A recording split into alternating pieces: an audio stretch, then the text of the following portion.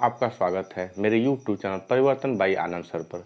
बच्चों, आज हम वेक्टर से रिलेटेड कुछ ऐसे इंडिविजुअल फैक्ट्स बताएंगे जिसको आपने अच्छी तरह से समझा नहीं था, अच्छी तरह से जाना नहीं था। बच्चों, ऐसे फैक्ट्स हैं जो उसके एक फाउंडेशंस के लिए, एक वेक्टर्स के फाउंडेशंस के लिए बहुत ही ज़रूरी हैं। आइए हम उस पर पॉइंट टू पॉइंट चर्चा करते हैं। आइए हम पहले फैक्ट्स के विषय में चर्चा करते हैं। सपोज करिए मैंने आपको बताया था, क्या बताया था कि अगर कोई एक वेक्टर है, सपोज करते हैं वह वेक्टर क्या है, आपका ए है। उस वेक्टर ए को हमने इस तरह से लिख रखा है। यह क्या बता रहा है, उसका टेल बता रहा है। यह उसका क्या बता रहा है, हेड बता रहा है। तो ये वेक्टर को, जो दिया गया वेक्टर है, अगर इस वेक्टर को इसके पैरेलल रिप्लेस कर दिया जाए, यानी कि हम यह पोजीशन, इसका यहाँ ये पोजीशन बता रहा है, अब इसको पैरेलल यहाँ हम लिख देते हैं। और लिख देने से क्या होता है, इसके वेक्टर पर कोई इफेक्ट नहीं पड़ता है। जो यहाँ हम जो चीज़ यूज कर रहे थे, जो वेक्टर पढ़ रहे थे, हम वेक्टर ए यहाँ पढ़ रहे थे, तो यहाँ भी क्या होगा, वही वेक्टर होगा। इसमें कोई इफेक्ट नहीं पड़ेगा, यानी कि वेक्टर में कोई परिवर्तन नहीं होगा। अगर दिया गया वेक्टर है, उसके पैरेलल हम उसका पोजीशन दूसरे जगह रख देते हैं, यहाँ रख देते हैं। चाहे इसी वेक्टर को पैरेलल हम यहाँ रख दें, चाहे इसी वेक्टर को पैरेलल हम यहाँ रख दें, चाहे इसी वेक्टर को इसके पैरेलल हम यहाँ रख दें, तो इस पर कोई इफेक्ट नहीं पड़ता है। आइए हम दूसरे पॉइंट पर चर्चा करते हैं। सपोज करते हैं कि यह हमारा वेक्टर कहाँ है, कहीं एक लोकलाइज है, कहीं एक पोजीशन पर यह रखा गया है, ठीक ना।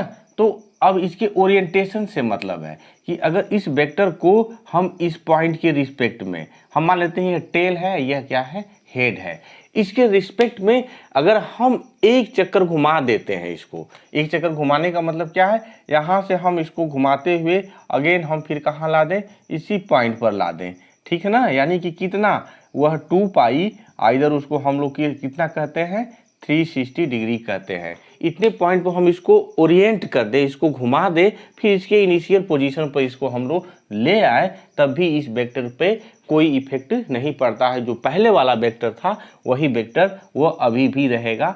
ये बात समझ में आपको आ गई होगी। आइए हम तीसरे पॉइंट पर चर्चा करते हैं। तीसरा पॉइंट इसका क्या है, तीसरा पॉइंट यह है कि दो वेक्टर्स हों और उनका जो है टेल एक ही हो, यानी कि इनिशियल पॉइंट क्या हो, एक ही हो। सपोज करिए यह एक वेक्टर हो गया, उसका इनिशियल पॉइंट ओ है, और दूसरा वेक्टर यह हो गया, यह हम ए मान लेते हैं, यह बी मान लेते हैं। यह इनका इनिशियल पॉइंट, ओरिजिन पॉइंट दोनों का एक ही है।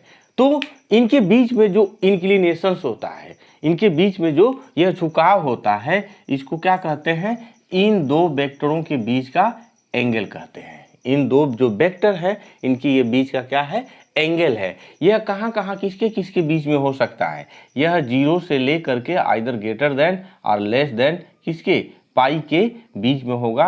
यानी कि थीटा की वैल्यू कहाँ होगी, 0 डिग्री से ले करके और किसके बीच में, 180 डिग्री के बीच में होगी। बात समझ में आई। अब आप कहेंगे कि सर इसका जो है एंगल तो बदल भी सकता है, तो अब आइए मैं उसको बताता हूँ। नहीं, यहाँ से अगर अब पाई की बात आती है, तो सपोज करिए यह वेक्टर है और यह दूसरा वेक्टर है, इनके बीच में यह एंगल कितना होगा, पाई होगा। अगेन जब यह अब इंक्लिनेशन इसका 180 डिग्री से कम होगा, तो अब यही एंगल क्या हो जाएगा, यह एंगल, अब यह हम इसको एंगल ले लेंगे। अब इसको हम ये नहीं लिखेंगे कि पाई प्लस समथिंग नहीं लिखेंगे, हम सीधे सीधे माइनस थीटा इसको लिख देंगे। ओके, इस तरह से लिखा जाता है।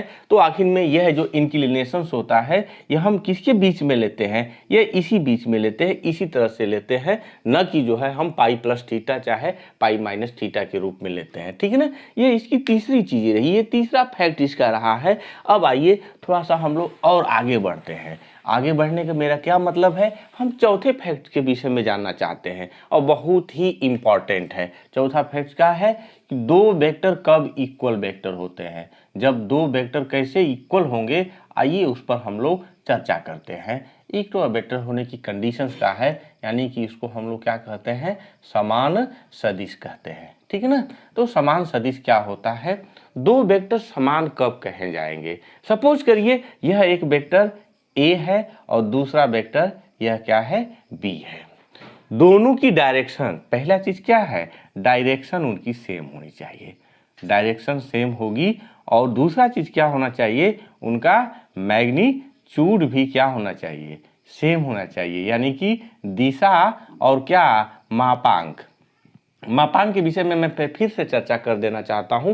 मापांक क्या होता है, जो उसकी न्यूमेरिकल वैल्यू होती है, जो उसकी एक्चुअल लेंथ होती है, जो वेक्टर की एक्चुअल लेंथ होती है, उसको हम लोग मापांक कहते हैं। तो यह अगर डायरेक्शंस और मापांक दोनों बराबर है तो यह वेक्टर ए और वेक्टर बी क्या होंगे, बराबर होंगे। सपोज करिए यह आपका क्या है, यह वेक्टर ए हो गया और दूसरा वाला भी क्या है, सेम लेंथ का, यह वेक्टर आपका बी हो गया, दोनों की डायरेक्शन भी क्या है, सेम है। तो यह क्या कहलाते हैं, इक्वल वेक्टर कहलाते हैं। ठीक है, क्लियर हो गया। आइए हम पांचवें फैक्ट के विषय में जानते हैं, अपोजिट वेक्टर, विपरीत वेक्टर।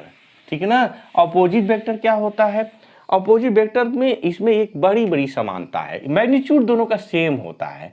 पांच वाला क्या है आपका, अपोजिट वेक्टर, अपोजिट वेक्टर, और इसको हम लोग कहते हैं क्या है, विपरीत सदिश कहते हैं। आइए इसके विषय में समझते हैं। सपोज करिए दो वेक्टर हैं, आपके पास वेक्टर ए है और दूसरा क्या है, वेक्टर बी है। तो ये कब अपोजिट होंगे, जब अपोजिट होने की कंडीशंस क्या है, इनके अपोजिट होने की कंडीशंस क्या है कि यह सपोज करिए यह आपका क्या हो गया, आपका वेक्टर ए हो गया। अब इसकी डायरेक्शंस क्या है, यहाँ से या ओ से ए की तरफ है, हम सपोज कर लेते हैं। अब इसके अपोजिट वेक्टर क्या होगा, यानी कि इसका टेल यह होगा और हेड क्या होगा, यह होगा। अब जो दूसरा वाला वेक्टर होगा वो अपोजिट कब कहलाएगा, जस्ट यहीं से रिवर्स हो जाए, सेम लेंथ हो, यानी कि यह आपका वेक्टर बी है और वह जो है इसके अपोजिट है। तो यह जो वेक्टर बी होगा वह क्या कहलाएगा, वेक्टर ए के अपोजिट कहलाएगा। लेंथ दोनों का सेम होगा, यानी कि mod of A will be mod of B, जो इनका जो है मैग्नीट्यूड यानी कि मापांक हमेशा सेम होगा। अंतर कहाँ होगा, डिफरेंस इनमें जो है डायरेक्शन का अंतर होगा। इनकी डायरेक्शंस क्या होंगी, एक दूसरे के अपोजिट होंगी, यानी कि इनके बीच में एंगल कितना होगा, उनके बीच का एंगल कितना होगा, 180 डिग्री होगा। ये आपके अपोजिट वेक्टर हो गए। अब आइए हम, बहुत ही इंपॉर्टेंट चीज है, थोड़ा सा इस पर मैं आपको समय दूंगा, इसको मैं पहले आपको बताऊंगा कायदे से, तब मैं आगे बढ़ूंगा। ये इंपॉर्टेंट चीज क्या है आपका, इकाई सदिश, जिसको हम लोग क्या कहते हैं, यूनिट वेक्टर कहते हैं। आइए उस पर हम लोग चर्चा करते हैं। इकाई सदिश, छठा पॉइंट है आपका इकाई सदिश, अथवा जिसको हम लोग इंग्लिश में क्या कहते हैं, यूनिट वेक्टर कहते हैं, यानी कि इकाई सदिश। बहुत ही इंपॉर्टेंट है, यह पूरे वेक्टर का एक कह सकते हैं कि आधार है। ठीक है ना, तो हमने आपको बताया था कि किसी वेक्टर को हम अगर रिप्रेजेंट करें, वेक्टर को सपोज कर लीजिए यह कोई हमारा एक वेक्टर है, ठीक है ना, वेक्टर को हम एरो से और वह जो गिवन वैल्यू है, कैपिटल लेटर, स्मॉल लेटर और चाहे ब्रॉड लेटर जैसा भी हो, उससे हम रिप्रेजेंट करते हैं। इसके मैग्नीट्यूड को कैसे रिप्रेजेंट करते हैं, इसके मैग्नीट्यूड को हम जो है इस तरह से रिप्रेजेंट करते हैं। आइदर हम ओनली लेटर्स लिख देंगे तो यह क्या हो जाएगा, इसका मैग्नीट्यूड हो जाएगा अथवा मापांक हो जाएगा। समझ रहे हैं, या तो ऐसे लिखिए या तो इस तरह से लिखिए। ठीक, और यूनिट वेक्टर की जो डिफिनीशन दी जाती है, वो डिफिनीशन जो है क्या दी जाती है कि ऐसा सदिश जिसका मापांक कितना हो, एक हो, यूनिट हो, वन हो, उसको हम लोग क्या कहते हैं, यूनिट वेक्टर कहते हैं। आइए हम एक सदिश बनाएं और देखेंगे क्या इसका रियल में मापांक, इसका मॉडुलस, इसका मैग्नीट्यूड 1 होता है कि नहीं होता है। तो मैंने आपको बताया यह ए वेक्टर है और यह दूसरा जो उसका मापांक है आइदर मॉडुलस है। ठीक है ना, तो यूनिट वेक्टर डिफाइन कैसे हो, उसको रिप्रेजेंट कैसे करते हैं, जो गिवन वेक्टर है उस गिवन वेक्टर में उस वेक्टर के मापांक का, उस वेक्टर के मैग्नीट्यूड का जब हम डिवीजन करते हैं तो नया वेक्टर जो आता है उसी को हम यूनिट वेक्टर कहते हैं। आइए पहले मैं इसको एनालाइज करके आपको बताऊं, तब फिर इसकी डिफिनीशन, इसका सिंबलाइजेशन मैं करूंगा। यह ए है और ए में हमने क्या किया, इस ए में इस मॉडुलस ऑफ ए का क्या किया, डिवीजन कर दिया। ठीक है ना, अब यही वेक्टर, इसी वेक्टर पर हम अब इसका कैप लगा देंगे, अब इसको टोपी लगा देंगे। कैप जब लग जाता है तो यह क्या कहलाता है, यूनिट वेक्टर कहलाता है। यह आपका यूनिट वेक्टर हो गया। अब मैंने आपकी डिफिनीशन हमने बताया, क्या कहा कि ऐसा वेक्टर जिसका मॉडुलस क्या हो, जिसका मापांक क्या हो, एक हो, उसको हम क्या कहते हैं, यूनिट वेक्टर कहते हैं। आइए इसका टेस्ट करें, क्या इसका मापांक एक है कि नहीं है। आइए देखते हैं क्या करेंगे। हम मॉडुलस निकालें, इसका मॉडुलस लिखेंगे तो mod of unit vector equal to, अब मॉड देखिए पहले से मॉड लगा हुआ तो मॉड का तो मॉड होगा नहीं, अब क्या होगा, जो वेक्टर होगा उसी का मॉड लगेगा, उसी का मापांक निकालेंगे। ये तो पहले से ऑलरेडी ही मापांक है, कितना आ गया, 1 आ गया। यानी कि इस कैप का, यानी इस यूनिट वेक्टर का मॉडुलस कितना आ गया, 1 आ गया। इसलिए यह क्या बुलाएगा, आपका क्या कहलाएगा, इसी को हम लोग यूनिट वेक्टर कहते हैं। तब यूनिट वेक्टर हुआ क्या, ऐसा वेक्टर जिसका मापांक, जिसका मॉडुलस, जिसका मैग्नीट्यूड कितना हो, 1 हो, वह क्या कहलाता है, यूनिट वेक्टर कहलाता है। ठीक है ना। आगे इसको मैं और ज़्यादा विस्तार से बताऊंगा जब आएगा, और बताना है आपको। फिलहाल में इसकी डिफिनीशन जो है, फैक्ट्स है, उस फैक्ट्स की विषय में हमने आपको चर्चा कर दिया, यही यूनिट वेक्टर हो गया। अब आता है लंबकोणीय एकांक सदिश, यानी ऑर्थोगोनल यूनिट वेक्टर। लंबकोणीय, क्या कहते हैं उसको, लंबकोणीय, लंबकोणीय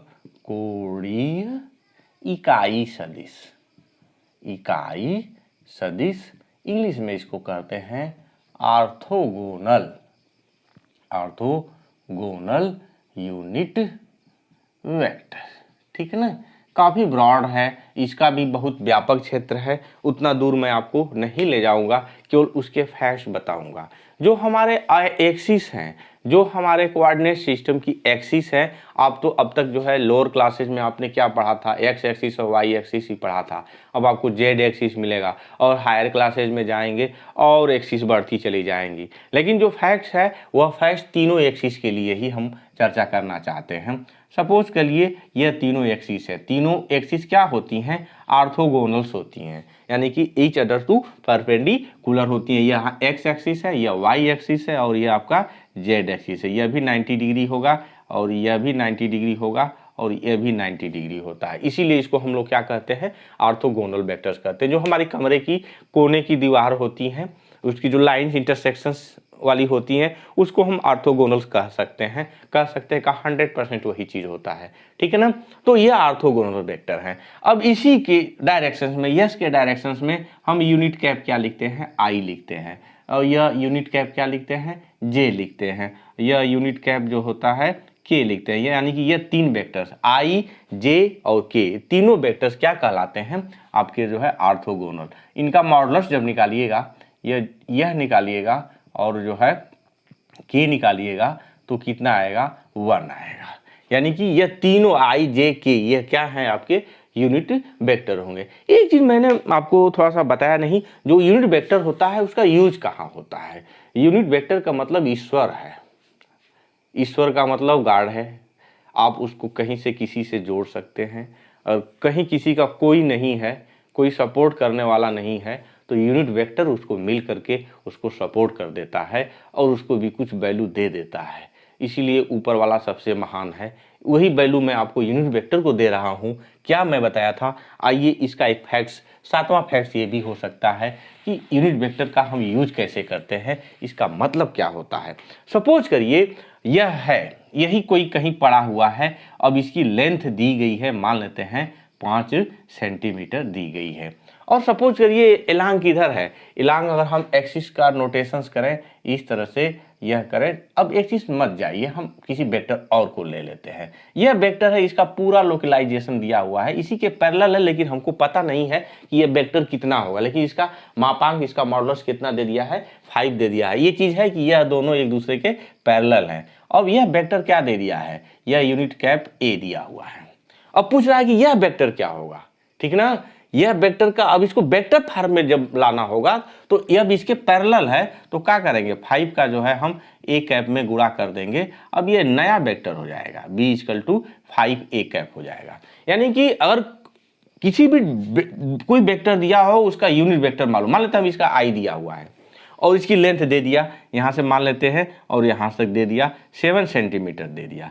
कह रहा है कि इसको वेक्टर फॉर्म में लिखिए, तो क्या करेंगे हम 7 का केवल i में मल्टीप्लिकेशन कर देंगे, यह 7i जो हो जाएगा वह क्या हो जाएगा आपका वेक्टर हो जाएगा। और 7 रहेगा तो केवल मैग्नीट्यूड लेंथ रहेगा और i यानी यूनिट वेक्टर उसके साथ लग जाएगा, तो अपने डायरेक्शंस में अपने अकॉर्डिंग उसको कर लेगा। क्लियर हो गया होगा। आइए हम अगला पॉइंट देखते हैं। अगला पॉइंट क्या होता है, नल वेक्टर यानी कि जीरो वेक्टर यानी कि शून्य वेक्टर, यह क्या होता है, आइए इस पर चर्चा करते हैं। नल वेक्टर आपका यह जो है 8वां पॉइंट हुआ ना, तो आइए इसको देखते हैं। शून्य वेक्टर क्या होता है, शून्य का मतलब शून्य वेक्टर, शून्य सदिश, ठीक है ना, बहुत इंपॉर्टेंट है। इसको भी थोड़ा सा मैं आपको अच्छी तरह से समझा देता हूँ। इसको जो है हम लोग जीरो वेक्टर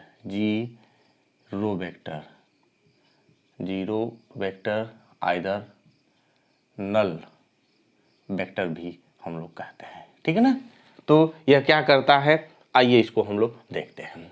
ऐसा वेक्टर जिसका क्या हो, मैग्नीट्यूड 0 हो, उसको क्या कहते हैं हम लोग, नल वेक्टर, जीरो वेक्टर कहते हैं, शून्य वेक्टर कहते हैं। लेकिन अब आप समझिएगा, जब कह रहे हैं कि वो 0 है तब उसको जो आप वेक्टर क्यों कर रहे हैं, जब उसमें कुछ है ही नहीं तो उसको वेक्टर क्यों कर रहे हैं। एक केस एराइज हो सकता है, अभी हम आपको पूरा वेक्टर नोटेशन बताएंगे, एडिशन बताएंगे, सब्ट्रैक्शन बताएंगे, तो वो चीज़ आपके सामने आ सकती है, तो वहाँ थोड़ा सा सारा चीज़ क्लियर होगा। अभी आप उससे ज़्यादा फेमिलियर नहीं हैं तो आपको इस बात को समझने में थोड़ा सा अजीब सा लगेगा, लेकिन कोई दिक्कत नहीं है। ये चीज़ अब मैं आपसे पूछ रहा हूँ, जैसे मैं यहाँ से यहाँ चला आया, ठीक है ना, अब मेरा मन कर दिया मैं वापस फिर यहाँ चला आया ना, फिर यहीं पॉइंट पर आ गया। मैं जहाँ से गया था, मैं यहाँ से वहाँ गया था, वहाँ से फिर मैं यहाँ आ गया, तो फाइनल डिस्प्लेसमेंट मेरा कितना हुआ ना, कुछ डिस्प्लेसमेंट हुआ, वह डिस्प्लेसमेंट क्या हुआ, 0 हुआ। यानी कि अगर इनिशियल पोजीशन किसी भी पॉइंट्स, जैसे यह हम जीरो वेक्टर होता क्या है, इनिशियल पोजीशन, जैसे यहाँ आपका यह क्या था, इसका यह इनिशियल पोजीशन था और यह क्या था, इसका फाइनल पोजीशन था।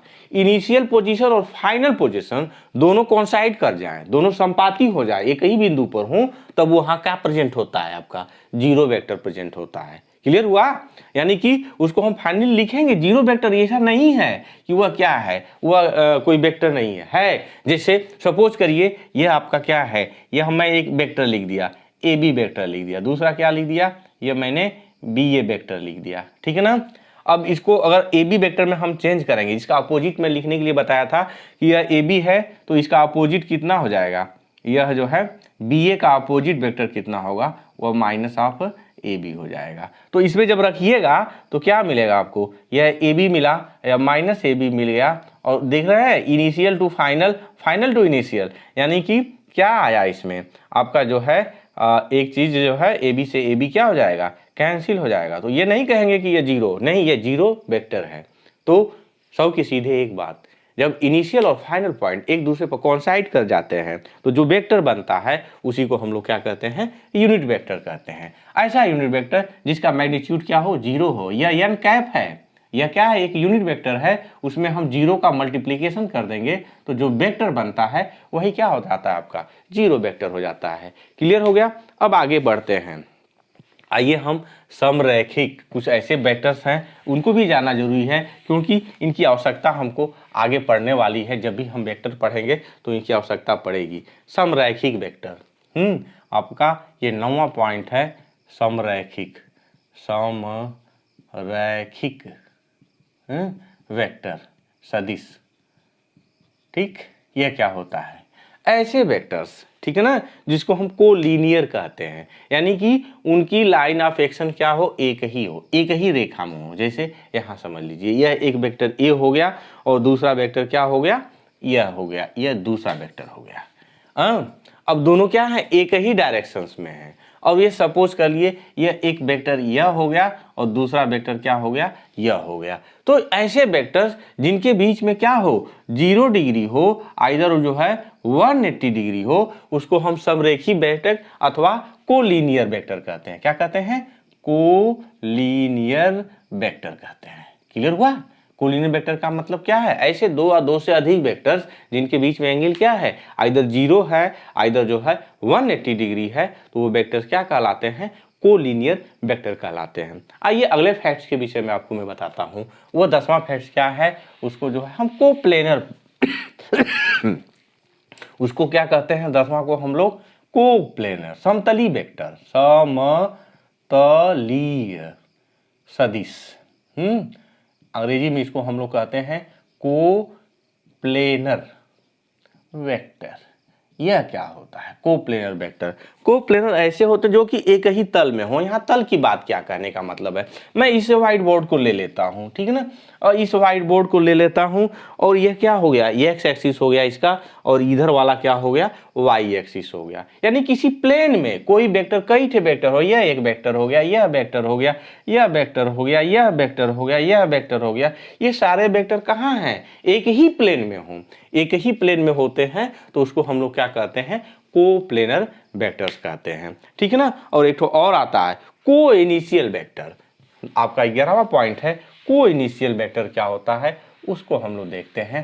को इनिशियल वेक्टर क्या है, उसको स्वप्रारंभिक सदिश भी कहते हैं। उसको क्या कहते हैं, स्वप्रारंभिक सदिश अथवा को इनिशियल वेक्टर, ठीक है ना। नाम से ही स्पष्ट है कि स्वप्रारंभिक, यानी कि कहाँ से प्रारंभ होती है, स्व नहीं सह होता है, ठीक है ना, सह प्रारंभिक, स्व नहीं सह प्रारंभिक। तो को इनिशियल कहने का मतलब यह इनिशियल पॉइंट जो उसका ओरिजिन होता है, उसका जो टेल होता है, वह क्या होता है, एक ही होता है, बकिया हुआ वेक्टर। जैसे सपोज करिए यह एक वेक्टर हो गया, सपोज करिए यह वेक्टर हो गया, यह वेक्टर हो गया, ये सारे वेक्टर्स क्या हो गए आपके, को इनिशियल वेक्टर होंगे, सह प्रारंभिक सदिश हो गए, ठीक है ना। तो ये रहा इसका फैक्टर। आगे देखते हैं स्थिति वेक्टर क्या होता है। स्थिति वेक्टर क्या होता है, पोजीशन वेक्टर उसको कहते हैं। उसको क्या कहते हैं, पोजीशन वेक्टर, यानी कि स्थिति सदिश।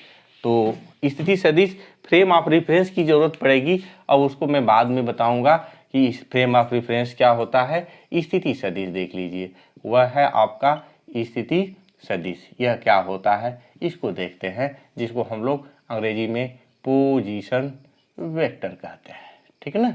अब यह क्या होता है, स्थिति सदिश, किसी रेफरेंस पॉइंट के रिस्पेक्ट में उसका जो आपका जो इनिशियल पॉइंट है, जो उसका लोकेशन होता है, जो डिस्प्लेसमेंट होता है, सपोज करिए हम यहीं से इसको डिफाइन कर देते हैं, या हम लोकलाइज कर देते हैं। यह आपका एक्स एक्सिस है और यह आपका वाई एक्सिस है। अब एक्स एक्सिस पर आपने यूनिट वेक्टर आई ले रखा है, और यह क्या ले रखा है, जेड ले रखा है, ठीक है ना।